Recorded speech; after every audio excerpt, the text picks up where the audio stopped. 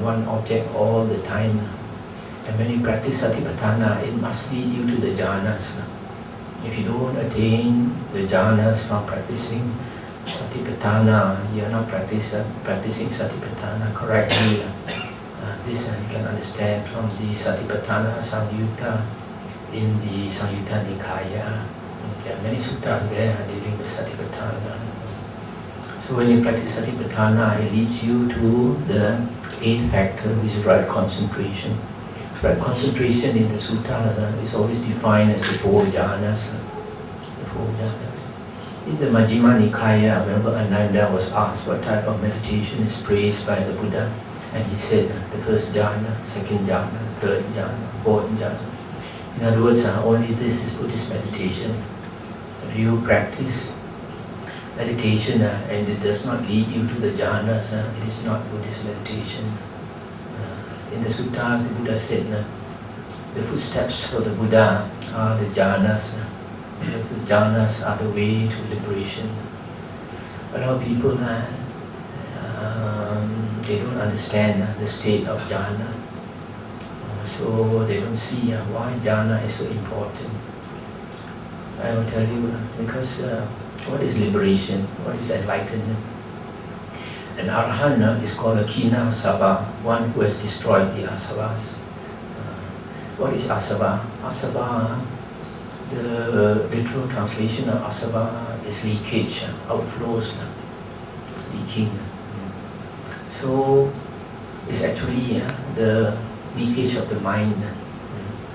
So asavas to me are uncontrolled mental outflows, basically the flow of consciousness. Because when the six consciousness flows, the seeing consciousness, hearing consciousness, etc., it creates the world. The world only exists in consciousness. If there's no consciousness, there's no world. So as long as consciousness flows, this samsara will continue forever. So to stop this samsara, the round of rebirths, you have to stop the flow of consciousness. And you can only achieve this in the state of jhana. When a person attains one-pointedness of mind, the mind is so focused that the consciousness does not flow uncontrolled. It is totally controlled. In the first jhana, the Buddha says, a person still has skillful thoughts, but not unskillful thoughts.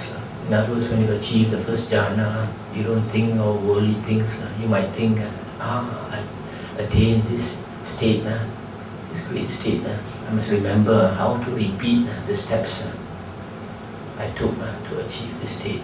That kind of thoughts only. And then when a person attains the second jhana, the mind is so focused that the thoughts cannot arise at all.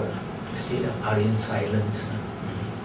So if you can achieve jhana, you can stop the asavas, at least for that duration you are in jhana. So jhana is not an easy state to achieve. You need a lot of effort because it's not a natural state. So in the beginning, when you achieve, for example, the first jhana, you're not going to be able to stay there for long. Very soon I get kicked out of it. It's just like, actually, the ocean is a very good simile for our mind. You know, the ocean is very deep, but we only use the surface of the ocean. The ships only ply on the surface of the ocean. Yeah, it's difficult to go into the deep ocean. If you take a ping pong ball and you put it into the water and you let go, it will be pushed out, right? So to go deeper, you need a very strong submarine. The deeper you want to go, the stronger the submarine has to be. Otherwise, when it goes deep down, it gets crushed, right? So it's the same with our mind. It's difficult to go into our mind, We only use the surface of our mind. And using the surface of mind means seeing, hearing, smelling, taste and touch. We are only on the surface of our mind. So when we meditate now, when we do samatha meditation, we are trying to go deep into our mind. But it's not easy. Each time we go in, it pushes us out. Goes in, it pushes us out, yeah? So you need a lot of practice, slowly, then only you get this first jhana, and slowly and when you attain the higher jhanas, and you go deeper and deeper and deeper into your mind. And why these jhanas also are so important, besides the fact that you stop the outflows? Because, let me finish, because when you are able to stop the outflows for a certain period, at least you can eliminate the outflows for that period you are in jhana. And slowly, with a bit of more kung fu, you prolong that period longer and longer and longer. But at least you can prolong it for 1 hour or 2 hours or a few hours or a few days. Then you have the hope of stopping it forever. If you cannot even stop it for 1 or 2 hours, how can you have ever any hope of stopping it forever? Yeah. That's why the Buddha in the suttas, Ananda said, the type of meditation not praised by the Buddha is the type of meditation where the 5 hindrances are not eliminated. The 5 hindrances are only eliminated when a person attains the jhanas. That is quite clear from the suttas. So if you don't attain the jhanas, whatever type of meditation you practice, and you can't attain the jhanas, that means your mind is still flowing, consciousness is flowing all the time. Although, for example, some people say they are practicing bare awareness. It's not actually bare awareness. You're trying to see without thinking, but the mind is thinking all the time. It can only stop thinking when you attain one pointedness of mind. So that's how important the jhanas are. Also, when you attain a state of jhana and then you withdraw from that jhana, your mind is very still. If you attain the first jhana and you come out of the first jhana, the mind is still and devoid of the 5 hindrances. And then when you contemplate, you have a much higher wisdom than a person who has not attained the state of jhana. But when you attain the second jhana and you come out of it, the mind is even more still. And when you contemplate, the clarity is even better. You can see it is even more better. So the Buddha says the best is when you attain the 4th jhana.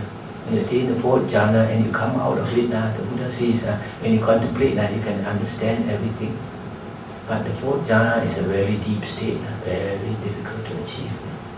It's so deep that when you attain the state of the 4th jhana, even the breathing stops. So that is the 8th factor.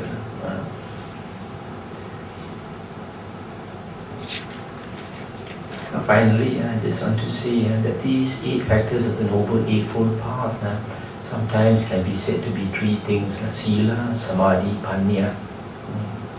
Sila part is right speech, right action, and right livelihood. Just now I mentioned that right speech consists of 4 precepts, right? Right action consists of 3 precepts. Right livelihood actually does not incorporate any precept. So the sila or Aryan sila consisting of these 3 factors actually consists of 7 precepts.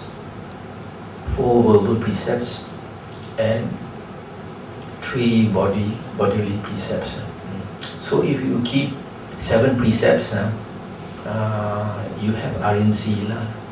That is the basic that anybody who wants to become an Arya has to uphold the 7 precepts. That's why in the suttas we find that when the Buddha first taught the sila, he asked the disciples to keep 7 precepts only.